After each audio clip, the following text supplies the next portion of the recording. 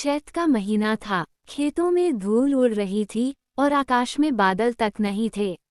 रामलाल अपने खेत की मेड़ पर बैठा मुरझाई हुई फसल को निहार रहा था।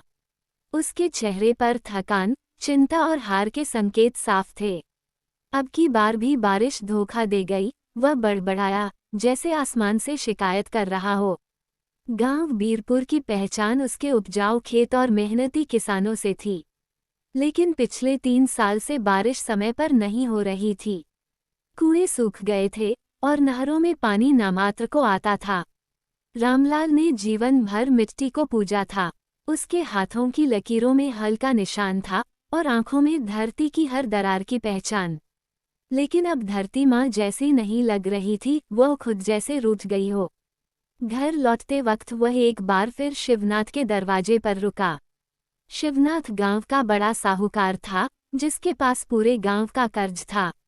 रामलाल भैया, अब फिर आ गए, शिवनाथ ने व्यंग्य किया। बस थोड़ी मदद चाहिए, इस बार का बीज डालना है। शायद ऊपर वाला रहम कर दे।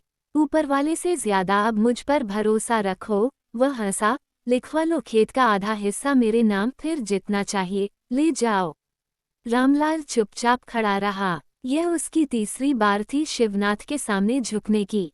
खेत उसके पूर्वजों की निशानी थे। उन्हें गिरवी रखना उसकी आत्मा पर चोट करने जैसा था। वह बिना कुछ कहे लौट पड़ा, सीने में भारीपन और आंखों में एक अदृश्य आंसू लिए। रामलाल खेत की पगडंडी से लौटते हुए सोच में डूबा था। हर कदम जैसे जमीन पर नहीं, उसके सपनों पर पड़ रहा हो। घर पहुंचते ही उसकी पत्नी सुगना ने पूछा, कुछ मिला? रामलाल ने सिर हिला दिया, सिवाय बेइज्जती के कुछ नहीं मिला। सुगना जानती थी कि अब घर में अन्न का एक दाना भी नहीं बचा था। बच्चे भी समझ गए थे कि इन दिनों ज्यादा कुछ मांगना नहीं है। मगर सबसे छोटा बेटा दीपक, जो अभी सिर्फ 9 साल का था, भोलेपन से बोला, बाबा इस बार फिर आम वाला पेड़ फलेगा ना? रामलाल ने हंसने की कोशिश की, लेकिन वो हंसी आंखों से बह निकली। उम्मीद अब एक किस्से की तरह लगने लगी थी, सुनी हुई पर देखी नहीं गई।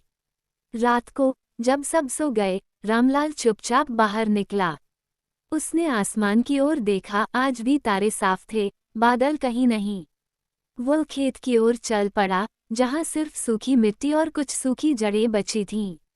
काफी देर वह वहीं बैठा रहा। फिर अचानक, जैसे कोई फैसला लिया हो, उठ खड़ा हुआ। अगली सुबह रामलाल गांव के स्कूल गया। प्रधानाध्यापक से मिला और कहा, क्या आप मुझे बच्चों को खेती के बारे में पढ़ाने देंगे? मैं हल चलाना सिखा सकता हूँ, मिट्टी की पहचान करा सकता हूँ, लेकिन कर्ज में डूबकर नहीं। अब मैं जमीन नहीं दूंगा, ज्ञान दूंगा। शुरू में लोग हंसे। रामलाल अब पगला गया है, कुछ बोले। लेकिन एक हफ्ते में ही स्कूल के मैदान में मिट्टी की क्यारियां बन गईं। बच्चे सीखने लगे कि बीज सिर्फ खेत में नहीं, सोच में भी बोया जा सकता है। धीरे धीरे गांव में और भी किसान रामलाल के पास आने लगे। किसी ने सोलर पंप की बात की, किसी ने टपक सिंचाई की, किसी ने बताया कि सरकार की नई योजना में सहायता मिल सकती है।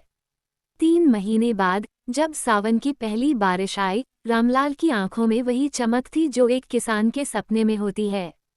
लेकिन इस बार वह अकेला नहीं था, पूरे बीरपुर ने उसके साथ आसमान की ओर देखा। और अब धरती माँ फिर से मुस्कुरा रही थी, क्योंकि उसका बेटा हार नहीं माना था।